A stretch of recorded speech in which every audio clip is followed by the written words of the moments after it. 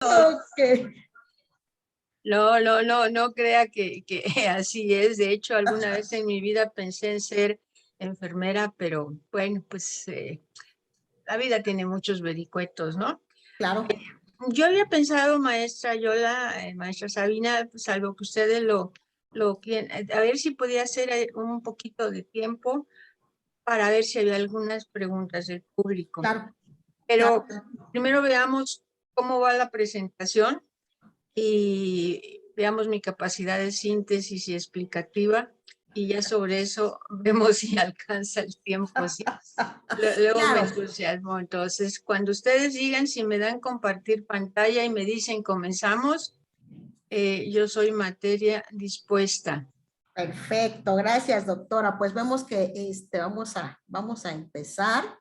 Y pues muy buenas tardes, tengan todos ustedes. Mi nombre es Yolanda Méndez Grajales y junto con la maestra Sabina Galindo Sánchez somos co-creadoras del Centro de Entrenamiento de Vida y Educación Continua CIV, una sociedad civil orgullosamente co-creada por 2 enfermeras. Y bueno, tenemos el gusto de darles la bienvenida a este ciclo de conferencias relativas a la situación de género. Es decir, en todo este mes de octubre, cada miércoles a las 5 de la tarde contaremos con la presencia de ponentes, de expertos en el tema que nos hablarán sobre diversidad de género, bueno, no sobre diversidad, sobre perspectiva de género. Y bueno, ahorita platicado tras bambalinas, me agradó que nos dijo la doctora, esta es una charla. Entonces vamos a tomarlo como charlas muy amenas, pero muy productivas. Antes de continuar, quiero darle la bienvenida igualmente a mi compañera y socia, la maestra Sabina Galindo Sánchez. Muy buena tarde, maestra, ¿cómo estás? Muy buena tarde, muy contenta, muy feliz de tener con nosotros a la doctora Cinta en esta excelente charla que va a ser muy amena, como usted dice, muy interesante. Muchas gracias. Muchísimas gracias. Y bueno, con lo que les decía, es un ciclo de conferencias. ¿De dónde surge esto? Bueno, pues resulta que el CIARE, un sistema de información, nos dice que el personal de enfermería, el 83% del personal de enfermería somos mujeres, por lo que este tema es de, pues gran importancia. Pero claro está que esta charla no solamente es para personal de enfermería, sino para todo público en general. Así que los invitamos a quedarse con nosotros y por supuesto que abrimos con broche de oro este ciclo de conferencias. De verdad es un orgullo para nosotras presentar a la ponente que a continuación va a estar con nosotros. Y le pedimos permiso para sintetizar su currículo porque tiene una vasta experiencia, pero sobre todo esa calidad humana que la caracteriza. Mi estimada doctora Dulce María Cinta Loaiza, bienvenida, esta es su casa, muy buenas tardes. Buenas tardes, mucho gusto de estar con ustedes. El gusto es de nosotros, doctora. Y bueno, vamos a permitirnos leer una síntesis, ahora sí, una síntesis de su currículum para que vean ustedes quién es el personaje de hoy que nos acompaña. La doctora Dulce María Cinta Loaiza es licenciada en Economía por la Universidad Veracruzana, es maestra en Biblioteconomía por la Universidad de Michigan, es maestra en Sociología por la Universidad de Wisconsin, es doctora en Ciencias Políticas por la Universidad Autónoma de Madrid, España.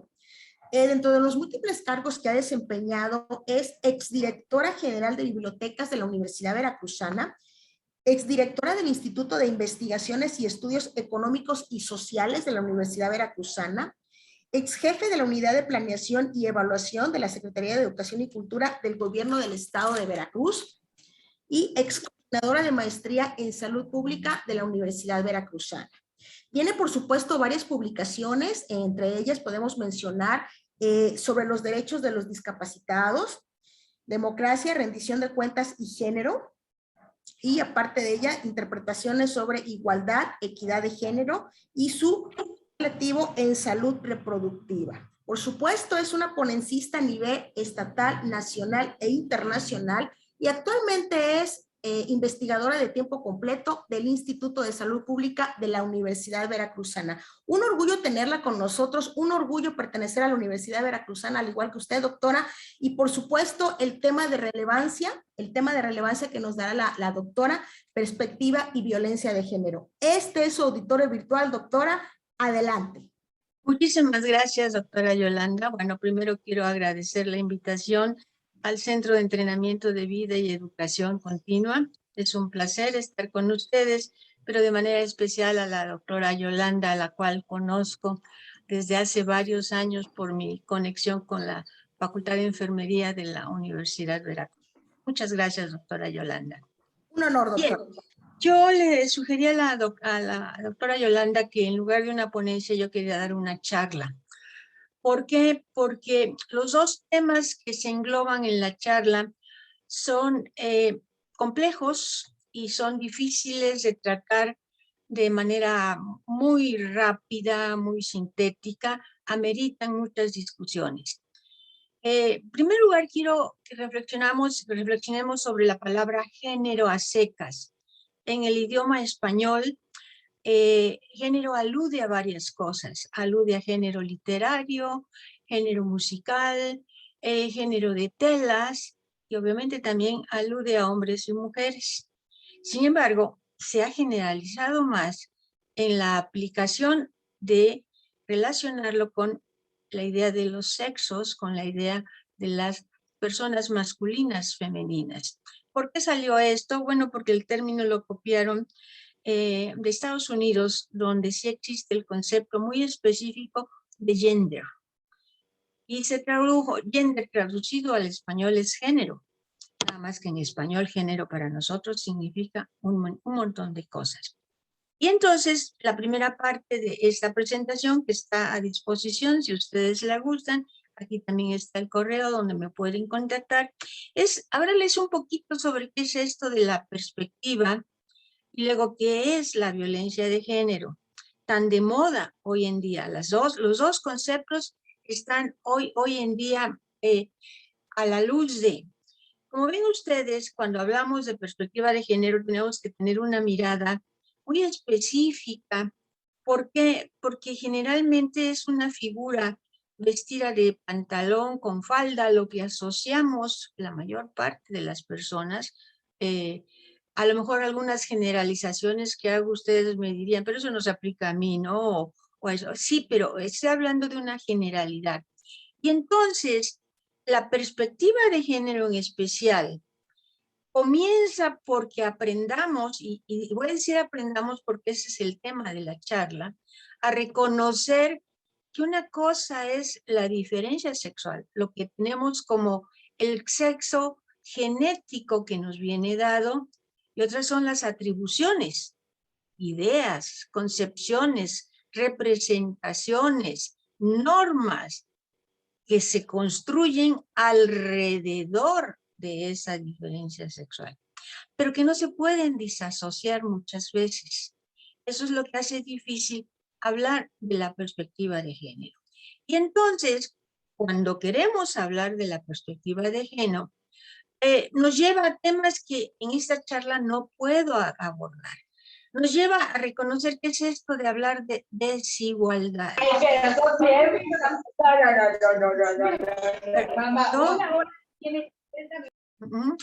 También nos lleva a que supiéramos qué es esto de una estructura social patriarcal y sexista, que son conceptos que no son fáciles de deglutir, de entender, de procesar.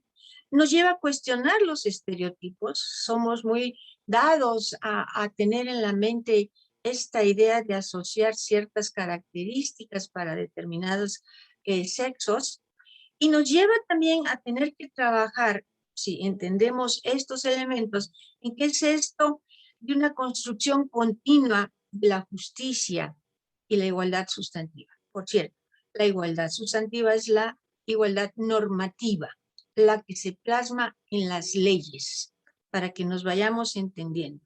Ya desde ahí van a ir apuntando problemas.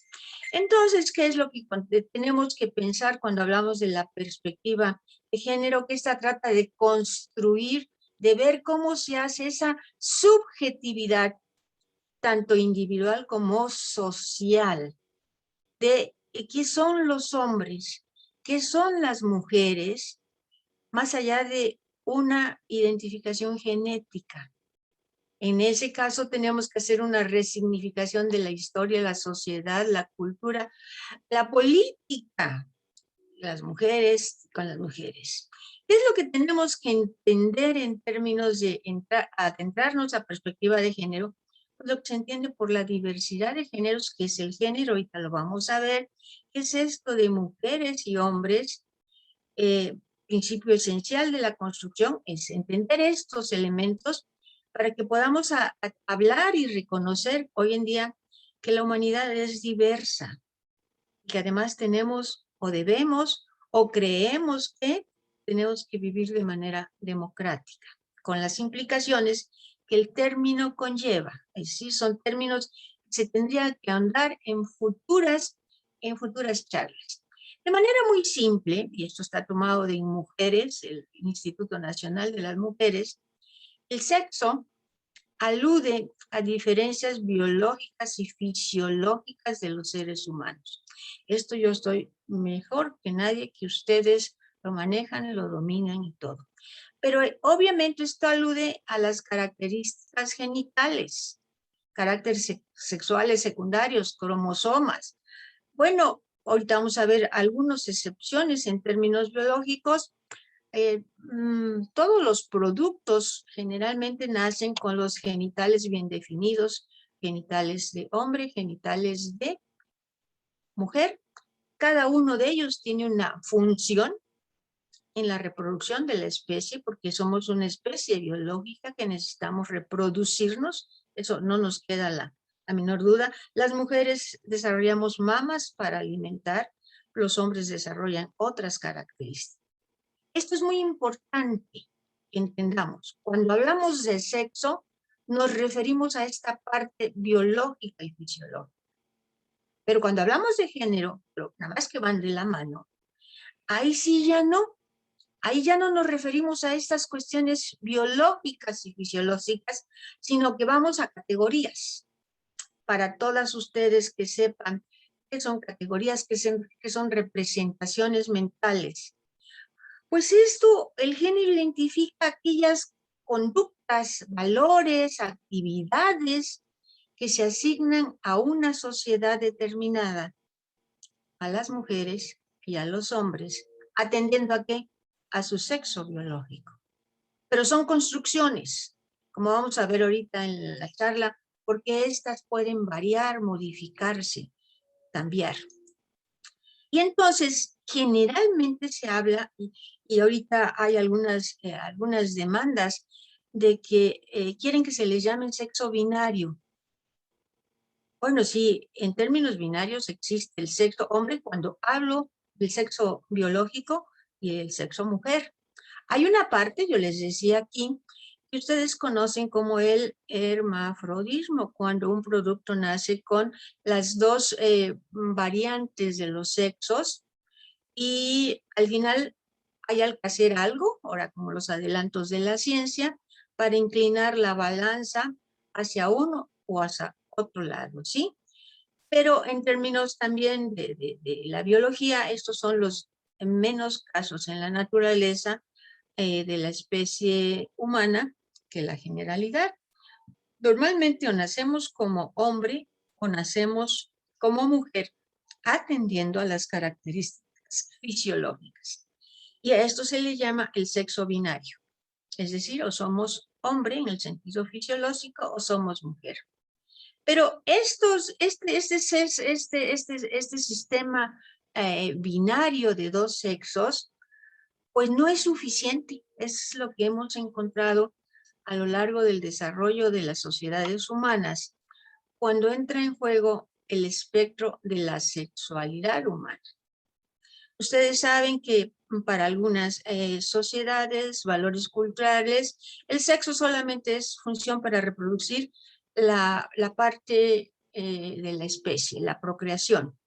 Pero hay la manera de ver la sexualidad, que es el disfrute físico, emocional y todo, de tener una relación con otra persona, ya sea de mi mismo sexo o de un sexo diferente. Entonces, todos estos que hablo son puntos que se pueden discutir en charlas, pero que nos mueven a veces la idea de lo que tenemos concebido.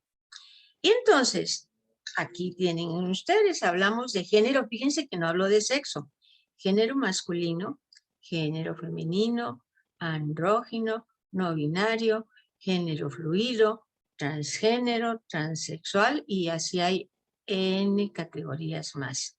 Se los dejo de tarea que cada uno de ustedes busque qué significa cada uno de estos elementos. Cada uno de ellos tiene connotaciones especiales. Y entonces, por ejemplo, cuando hablamos de preferencia, ¿qué significa esto de hablar de la preferencia sexual?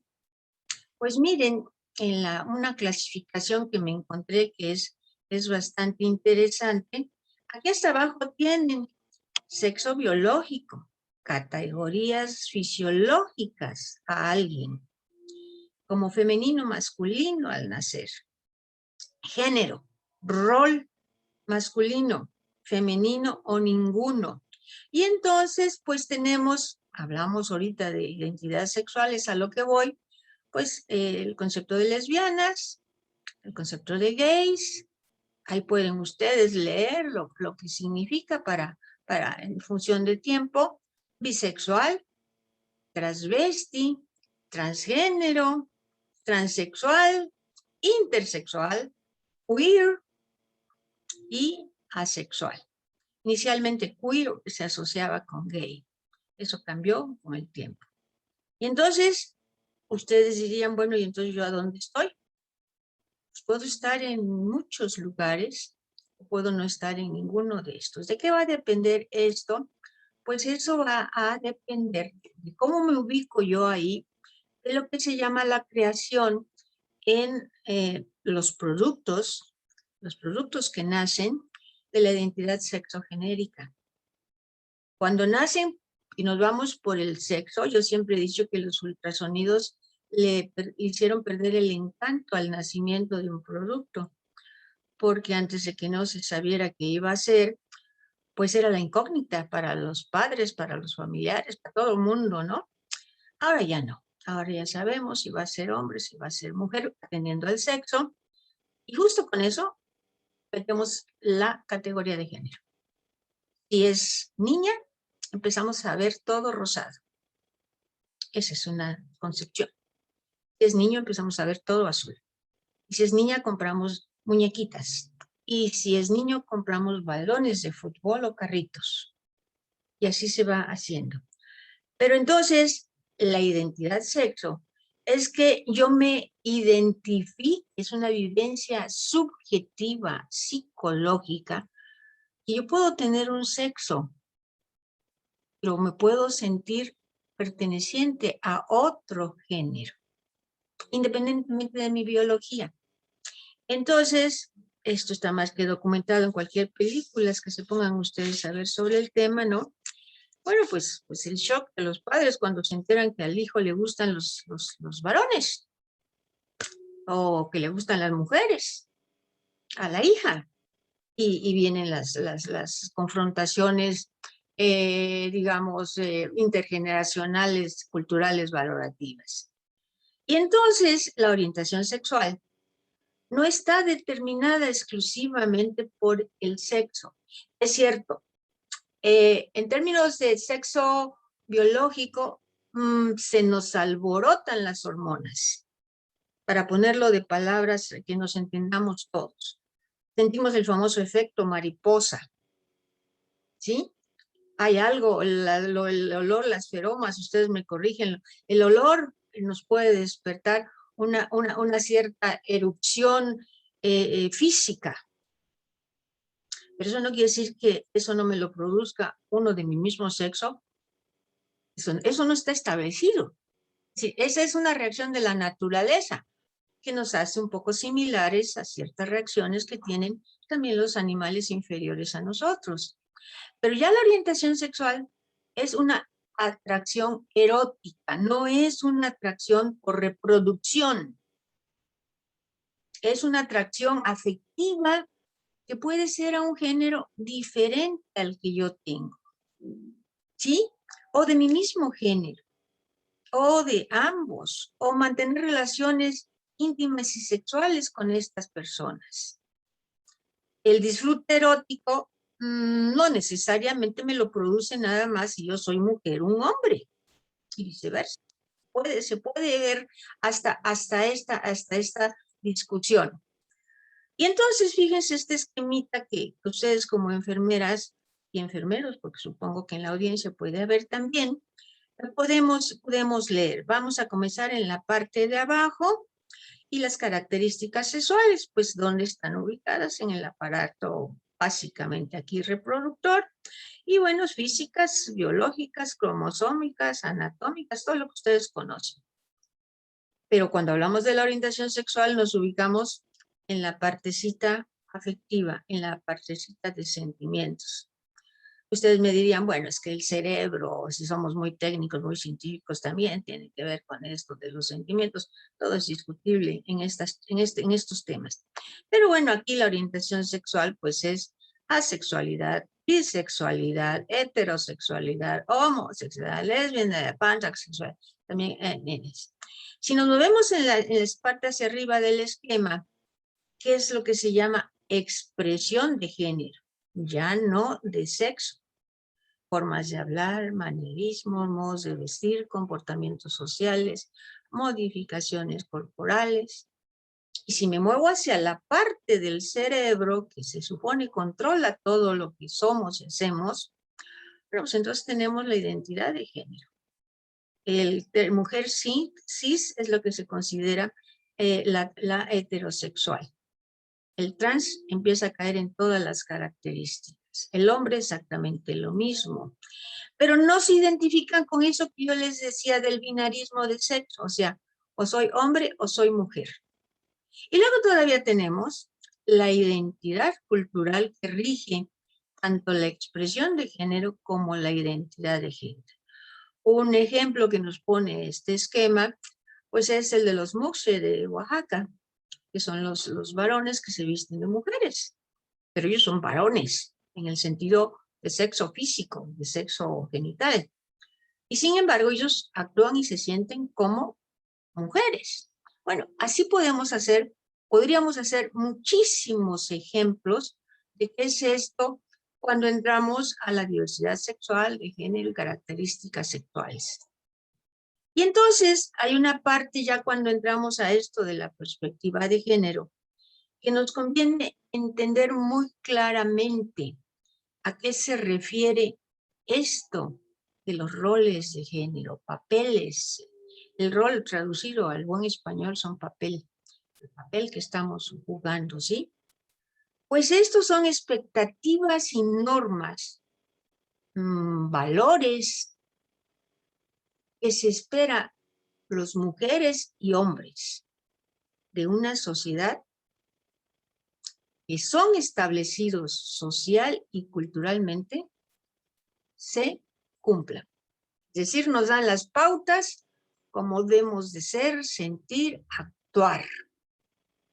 Basados en si, en este caso, cuando hablamos del sexo binario, en si somos hombres o si somos mujer.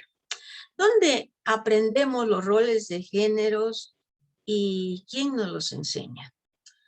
Bueno, los roles de géneros vienen preconcebidos desde el momento del producto. Ya cuando pensamos que si vamos a hacer un niño, la pareja lo traslada y hace toda una historia, igual una niña. Pero ya cuando nacemos, desde el momento que pegamos el primer berrido, la exclamación, es un niño o es una niña. Y el tono de voz indica a veces una connotación ya de género. Pero a partir de ahí, la familia o quien hace el papel de familia nos va a inculcar estos papeles, nos va a inculcar estas normas, nos va a inculcar estas pautas de cómo debemos sentir, actuar y responder en principio al sexo al que estamos etiquetados. Junto con la familia, pues vienen los parientes de la familia, junto con ello vienen los amigos, junto con ellos viene la escuela, junto con ellos viene el vecindario, en la inculcación de estos papeles, para que vean ustedes lo complejo que es hablar de cada uno de estos elementos, porque cada uno de ellos tiene su complejidad y afecta en determinadas etapas de la vida cronológica de las personas. Podemos tener también las religiones, todas las aproximaciones religiosas, los medios de comunicación, la escuela, obviamente, y luego lo que es el sistema social en su conjunto. Todo lo que acabo de decirles constituye realmente el sistema social. Entonces, ¿cómo aprendemos un rol de género? Pues por lo que se llama la socialización de género. Nos dan normas, nos dicen cómo nos debemos vestir, comportar, los manerismos, y nos critican todo lo que yo digo. Yo cuando pongo ejemplos con más tiempo les digo, a ver, quiero que me expliquen claramente por qué los hombres no pueden usar faldas. Y ahí comenzamos. Y no me pongan, les digo, los ejemplos de los irlandeses, porque esos nada más los usan en cuestiones tradicionales. Es una tradición. Díganme por qué.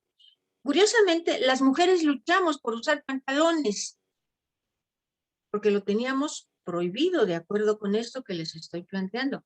Pero era para hacernos equivalente a los hombres. Los hombres eran los de los pantalones, nosotros debíamos usar pantalones. Mi pregunta muy elemental, y bueno, ¿por qué los hombres no usan faldas? A la fecha no he tenido una respuesta que realmente pueda ser satisfactoria.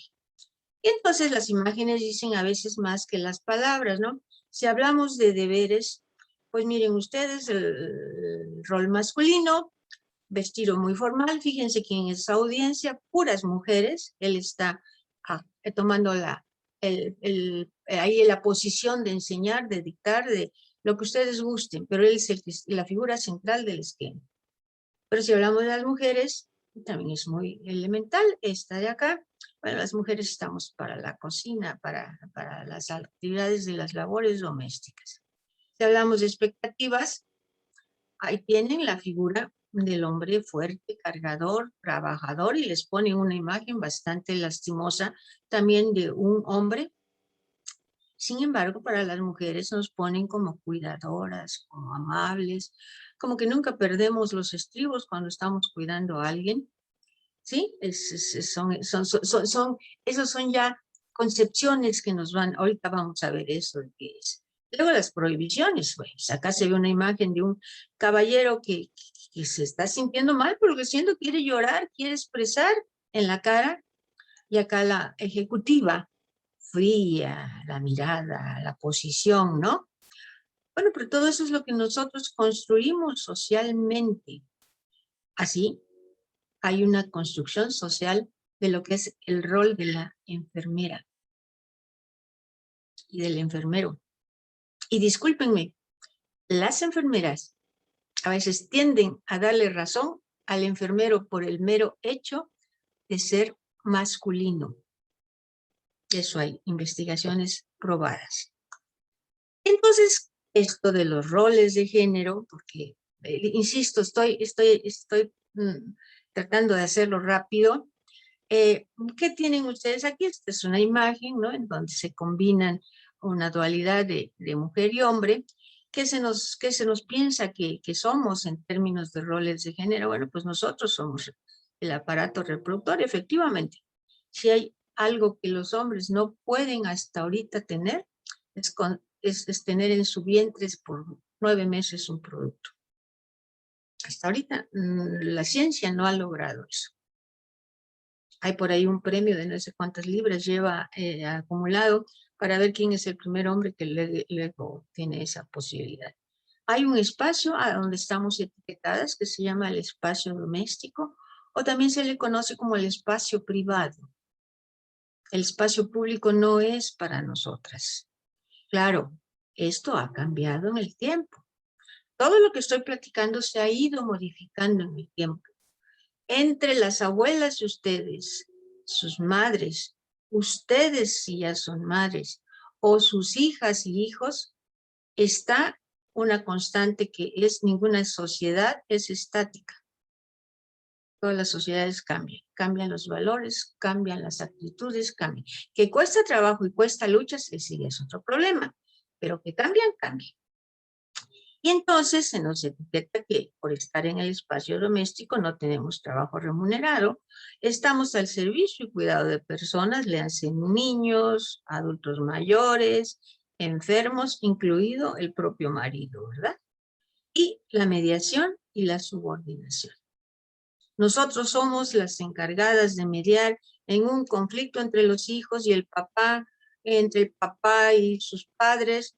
Nosotros tenemos esa habilidad teóricamente hablando, pero además estamos acatando siempre lo que el otro nos dice que tenemos que hacer. En cambio, los hombres, bueno, pues ellos son productivos, están en el espacio público, ganan un trabajo remunerado, tienen poder y responsabilidad, pero además son autoridad y tienen dominación. Este concepto, poder y dominación, tomen nota de él porque vamos a volver sobre él en algunas partes de esta charla. Y bueno, alguien me dirá, pero esos son estereotipos que ya tenemos hoy en día, por supuesto que sí. Pero hablamos de una generalidad. ¿Ustedes saben la cantidad de amas de casa que hay en este país? Por supuesto que es todavía muy relevante. Ustedes saben la cantidad de mujeres que se dedican, aunque estén en los dos, en el espacio doméstico y el espacio público, a cuidar a las personas, aunque tengan un trabajo en el espacio público. Perdón, eso se le llama doble jornada. Es decir, yo tengo que continuar haciendo lo que me etiquetaron aquí, pero como invado el espacio que es del hombre, está bien, te doy chance de que lo invadas, pero tú sigues haciendo, sigues el representante de esto, sigues siendo responsable, perdón, de esto que es lo que a ti se te asigna. Y a eso se le llama doble jornada. Yo salgo corriendo de la universidad para ir a darle de comer a mis hijos, para ir a guisar, para ir a cuidar a los abuelos, para ir a hacer X cosas. Y entonces, eso es. ¿Por qué? Porque esa no es tarea de los hombres. Y entonces, esto nos crea los llamados estereotipos de género. Son preconcebidas. Ahora, vamos a ver cómo nos las preconcebimos acerca de cómo son y cómo deben de comportarse. Entonces, miren desde las imágenes, rosadita para la niña, azulito para el niño. Sentimental, dependiente, recatada, frágil, sumisa, dulce, y pongan ahí todos los calificativos que ustedes quieran. Fuerte, dominante, valiente, independiente, audaz, rudo. Y entonces ahí ya yo crecí oyendo decir, niña, pareces marimacho. ¿Por qué? Pues porque yo jugaba con puros hermanos varones. Y a la inversa. Cuando mis hermanos querían jugar a las muñecas conmigo, los criticados eran ellos. Los hombres no juegan con muñecas. Y entonces, los estereotipos de género es la práctica de asignar a una persona determinada atributos, características, funciones específicas, como lo acabamos de ver, pertenecientes al grupo social ya de género, de masculino o femenino. Y estos estereotipos son muy graves porque generan violaciones a los derechos y libertades fundamentales de la otra parte. Y son la raíz, muchas veces, de lo que se llama la violencia de género. Ahí tendríamos, fíjense todo lo que tendríamos que tener charlas y discusiones para ahondar en el tema, ¿sí? Aquí les pone, insisto, si quieren la presentación, estoy viendo mi reloj, no me queda mucho tiempo. Y entonces, ¿qué tenemos?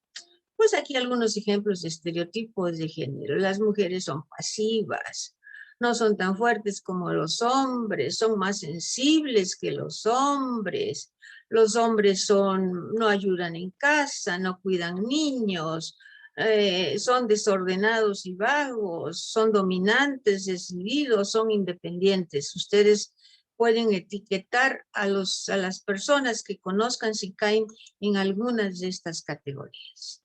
Y entonces la masculinidad la vamos formando en los hombres, a veces las propias mujeres también, sobre ciertas estereotipos que los hombres deben de tener. Incluso hay toda una corriente de masculinidad en esas cuestiones de género, en que dicen, oigan, espérense tantito, ¿y por qué los hombres no pueden llorar? ¿Y por qué los hombres no pueden dar de cocinar y no pueden dar de comerle a un niño y bañarlo, niña o lo que sea? Pues es que son estereotipos que nosotros como sociedad creamos en esos dos sexos binarios físicos que tenemos.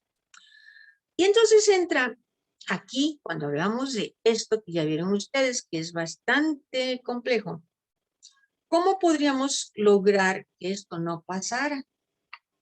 Entonces, en la literatura de perspectiva de género, aparecen dos conceptos que son muy complejos dentro del campo de, por sí solos son complejos, y dentro del campo de la cuestión de género es muy compleja. Todos ustedes conocen esta lámina, es de común, la encuentran en todos lados. Y aquí está, pero quiero hablar con ustedes esto porque aquí está la base de algunas cosas. La igualdad y la equidad. Bueno, si ustedes se fijan, estos tres cajoncitos son iguales. Es decir, es el tamaño, la altura y todo es lo mismo. Y a esto se le conoce como igualdad de oportunidades. Todos tienen la misma oportunidad de tener el mismo cajoncito. Sin embargo, y aquí el factor que determina esto de igualdad es la estatura de los sujetos. Bueno, pues obviamente que si esta igualdad de oportunidades es para todos, este sujeto que es muy alto, pues está en condiciones muy ventajosas con respecto a este más o menos. Entonces, cuando hablamos de igualdad, siempre decimos igualdad de oportunidades, que todo mundo tenga la misma oportunidad, hombres y mujeres, sí, pero las condiciones, aunque aquí sea la estatura, las condiciones no son iguales para todos. Las condiciones de donde se originan. Y entonces el efecto, pues este señor, esta figura, pues sigue estando en desventaja, tendrá que seguir viendo a través de la hendidura. Pero entonces entra el concepto de equidad. Dice, no, la equidad es darle a cada quien de acuerdo con sus necesidades. Esto sería en función del género, de acuerdo a las funciones de cada género. Y entonces yo hago una redistribución de estos cajoncitos. ¿Por qué digo los cajoncitos? Porque es lo que yo puedo manejar, es lo que el gobierno puede manejar, es lo que la sociedad puede manejar. Entonces yo los redistribuyo. Y de tal forma que este que tenía las ventajas por su estatura, sigue pudiendo ver el partido, quizás no con la misma comodidad que acá, pero lo sigue. Este que más o menos estaba intermedio, pues la conserva, y este que no tenía nada, finalmente logra ver. Esa es la explicación. Pero entonces la equidad a lo que da lugar, y esto es muy importante para políticas de género, es a lo que se llama políticas afirmativas de género. Es decir, hacer políticas públicas diferenciadas para cuestiones de género. Darle a cada uno de los géneros de acuerdo a sus necesidades. El quid del asunto es cómo determinar cuáles son las necesidades de cada género. Por eso les digo que no es tan sencillo el asunto. Bien, y entonces me quedo con una idea para que vean ustedes de esto.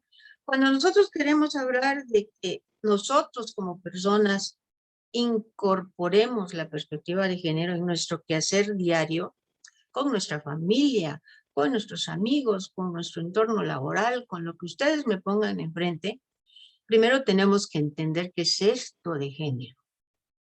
Y nos va a costar mucho trabajo conforme nuestra edad sea más avanzada. Por eso es que las generaciones jóvenes son más susceptibles de poder entender y manejar de otra manera esto. Luego, entender esto que les acabo de decir, las desigualdades de género, pues que si no entiendo qué es esto de género, no voy a poder entender qué son las desigualdades de género y luego comprometerme a que lo quiero cambiar. Porque lo puedo saber, pero si no lo quiero cambiar, pues no tiene mucho sentido. Paso a la otra segunda parte de la charla, insisto, voy a 1000 por hora. Ahora paso a hablarle primero de qué es la violencia.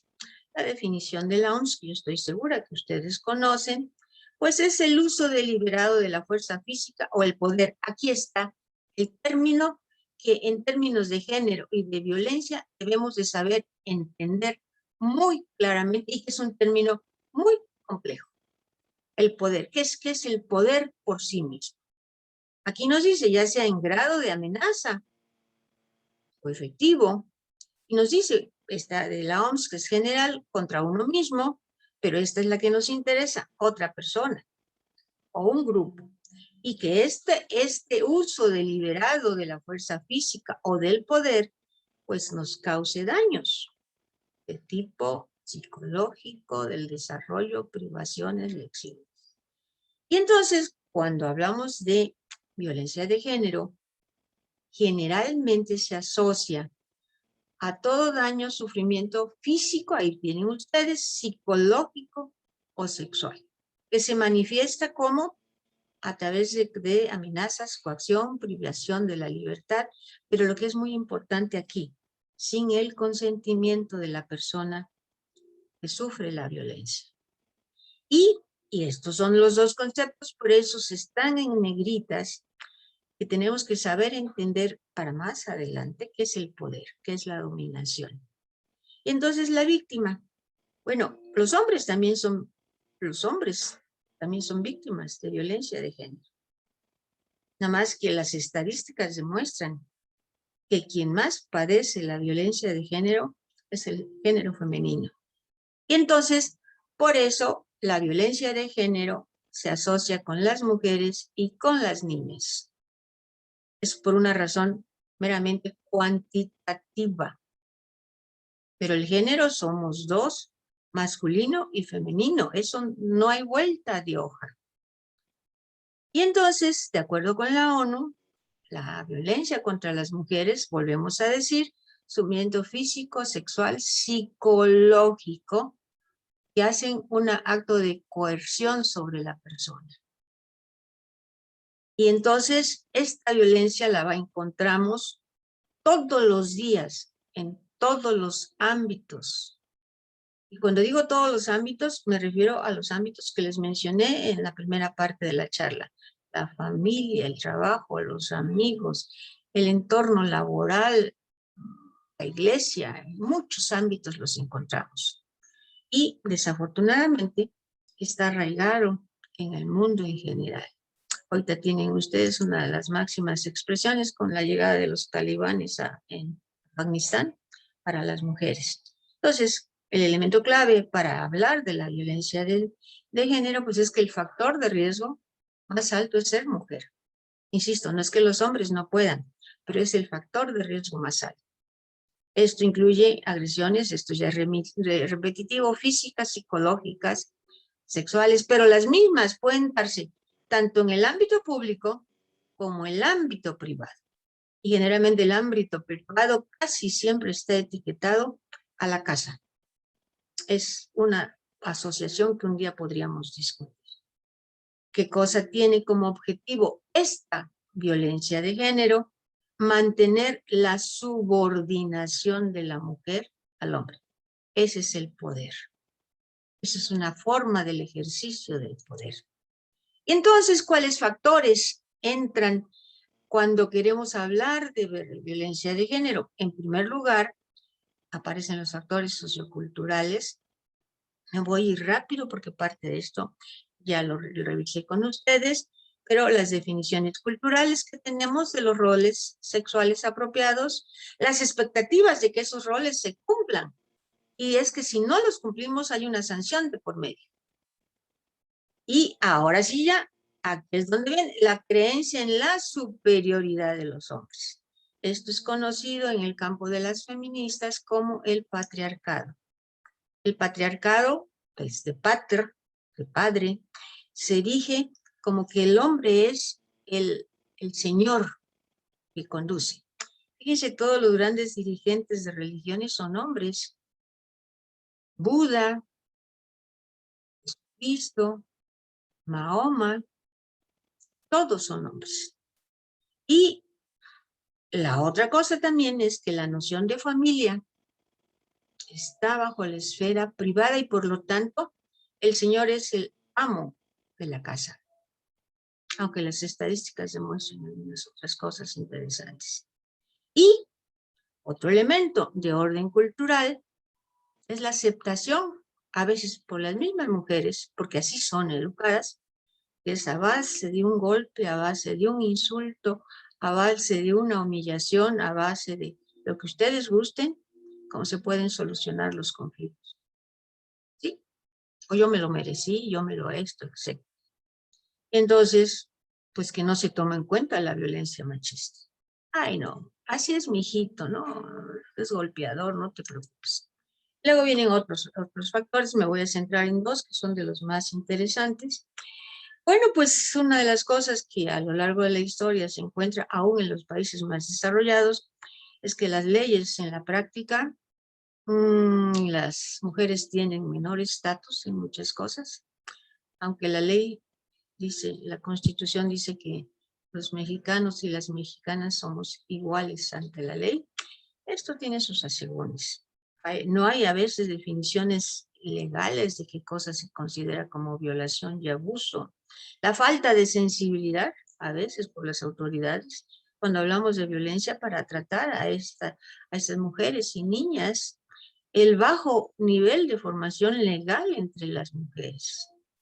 Claro, hay ciertos niveles académicos y todo, probablemente no, pero hay, la mayoría de la población, al menos la mexicana, no está en esta tónica, y la poca representación de las mujeres en el poder, la política y los medios de comunicación, que son agentes muy importantes en el proceso de socialización. Sintetizando acá, un poco lo dicho, cuáles son los tipos de violencia: la física, la psicológica, la económica, la sexual, la patrimonial. Cada una de ellas tiene, como pueden ustedes saber, aquí ciertas características. Bueno, pues la violencia física creo que es por demás obvia, ¿no?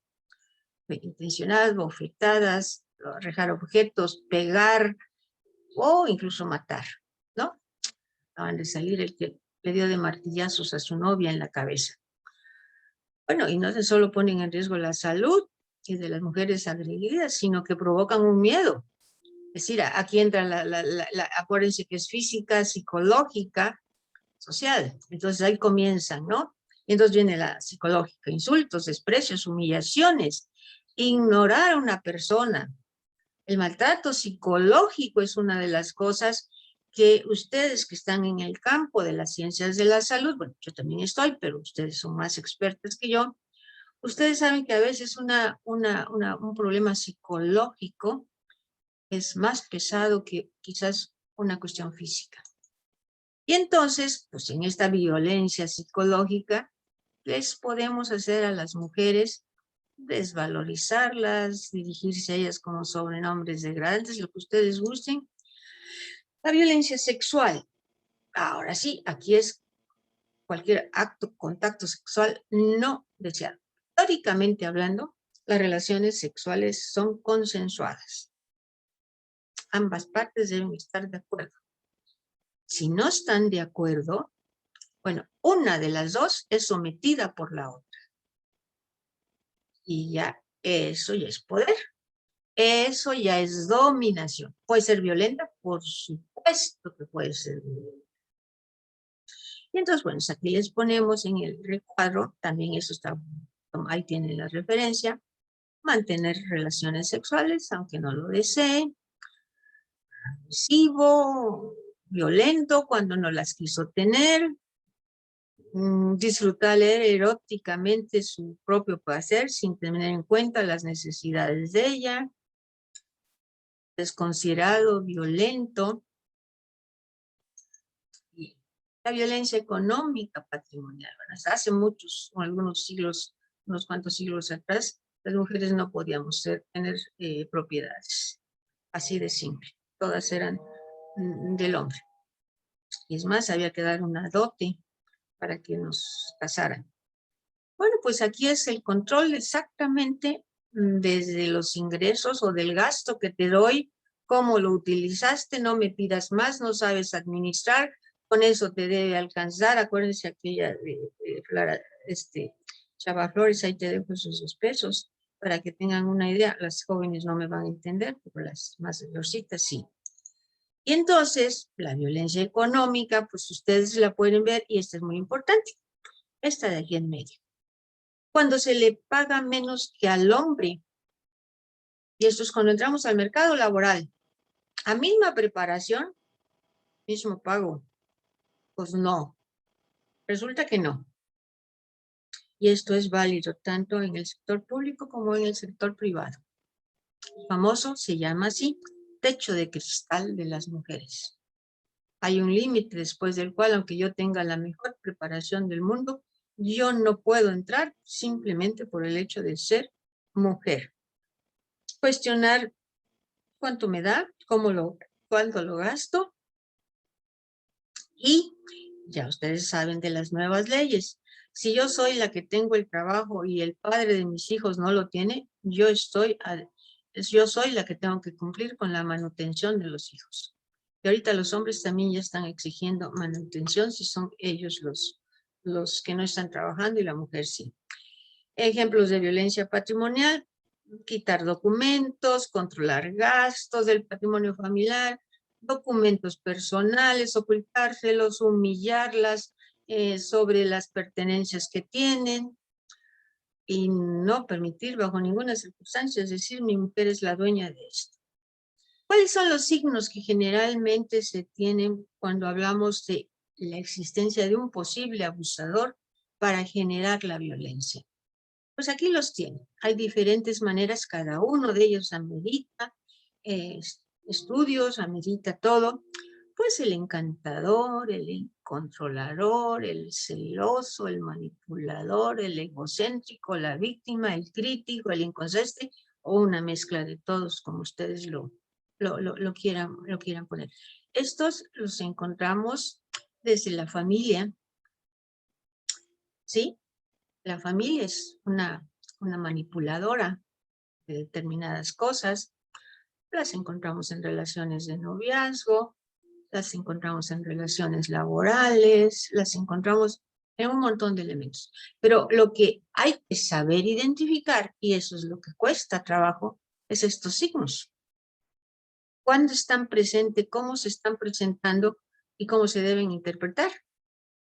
Cuando tenemos un grupo de personas que no tiene conocimiento de esto, esto se vuelve más complicado. Bueno, pues creo que me ajusté a una hora que me pidieron hacer y yo les agradezco mucho su atención. Hay un par de minutos si hubiera alguien que quisiera hacer preguntas, o simplemente pues les daría yo la gracia por la invitación y esperar que la charla les haya parecido interesante. ¿Cómo usted? ¿Mande usted? Genial, genial. Fíjese, wow, estaba yo escuchando y dije, wow, es cierto eso de que, bueno, cuando un hombre sea pues una falda, y porque la mujer sea el pantalón, y ese dibujito de la igualdad y de la equidad, yo no lo había visto de esa manera, y le soy sincera, a veces incluso a mí me entraba dudas sobre estas diferencias, pero con ese ejemplo tan visual que usted puso, se me aclararon muchas dudas. Doctora, de verdad, qué genial plática. Y por supuesto, invitamos a quienes nos acompañan aquí vía Zoom, que si tienen una pregunta, por favor, estamos con la experta, no se queden con la duda. No, yo todavía me falta mucho por aprender de esto, ¿eh? Gracias, doctora. No se queden con la duda, porque la doctora, pues, por supuesto que sabrá cómo responder, cómo de respuesta, o nos dirán dónde investiguemos. No, no es cierto, doctora. No, como ustedes gusten, yo me traté de ajustar al tiempo que me marcaron. Por supuesto. Pero insisto, los dos temas no son sencillos. No. Y no se agotan en una charla, ¿sí? Así es. Es un poquito más complicado. Y especialmente si me voy nada más al ámbito de la universidad, pues la violencia de género ahorita ha aflorado por muchos lugares de diferentes maneras. Sí, claro, yo sé que no todas ustedes en el centro estarán, pero perdón, me atrevo a decir que en la atención de la salud, en lo que es el servicio de salud del país, esto también está presente. Sí. Así es, doctora, así es, y usted lo dijo, a veces dentro del personal de enfermería sabemos que el 83% todavía seguimos siendo mujeres, ¿sí? Cada vez más hombres se van incorporando, y lo digo por el ámbito educativo. Cuando yo estudié solamente, de un grupo de 23 mujeres, doctora, solamente estaba un hombre, ¿sí? De un grupo de 23 mujeres. Y ahora, por supuesto que las generaciones son nuevas, se van integrando más jóvenes, pero aún así, pues ya tenemos 6, 7 varones en el aula, pero pues la mayoría siguen siendo mujeres, ¿no? Y es cierto, doctora, yo también, yo he dicho y lo comento aquí, a veces nosotros nos quejamos, pero también nosotros llevamos ese machismo anclado, y nosotras mismas Claro. nos ponemos el pie, nos bloqueamos. Y cuando si mi jefa es mujer, yo le digo no, pero si mi jefe es hombre, le digo sí. Totalmente la situación que predomina, ¿no? O sea, hay que ser honestas. Bien, nuevamente seguimos invitando a las personas que están aquí acompañándonos vía virtual Zoom. Si es que hay alguna pregunta, pueden ustedes anotarla en el chat o tomar el micrófono y, bueno, hacer la pregunta a la doctora Dulce María Cinta Loaiza. Me parece que por el momento no hay preguntas, pero efectivamente lo que dice la doctora Cinta, este es un tema muy amplio, y creo que para ser la primera ponente excelente, dice la doctora Cinta, no es una charla, no, es una ponencia. Realmente nos sentimos honradas de su presencia y del manejo del tema, sobre todo en esa sensibilidad para poderlo entender. Y como bien lo decía la doctora Cinta, este tipo de violencia está en todo momento, en todo lugar, ¿no? En la familia, en el trabajo, en la iglesia, en todos los lugares está esa, en todo momento, ¿no? Entonces es esencial que todos estemos como empapados de este tema. Creo que toda esta información es sumamente útil, y bueno, reitero, va a estar ahí en el canal para que o sea, la gente que podamos nutrirnos, incluso volver a verla para poder entender más a fondo todos estos conceptos que bueno, en este corto tiempo la doctora hizo una disertación, una explicación de esto. Creo que fue muy claro, y creo que eso es lo que necesitamos, toda esa información para que todas y todos nos empapemos del tema y podamos ya hablar con bases más específicas de esto que tiene que ver con género. Y bueno, pues es la primera de varias ponencias, y por supuesto también aprovechándola queremos pues invitarla más adelante a otras charlas, a otras ponencias, pero no sé si ustedes me permitan compartir la constancia de la doctora. Claro que sí. Claro que sí, muy merecida constancia. No, es un placer estar con ustedes.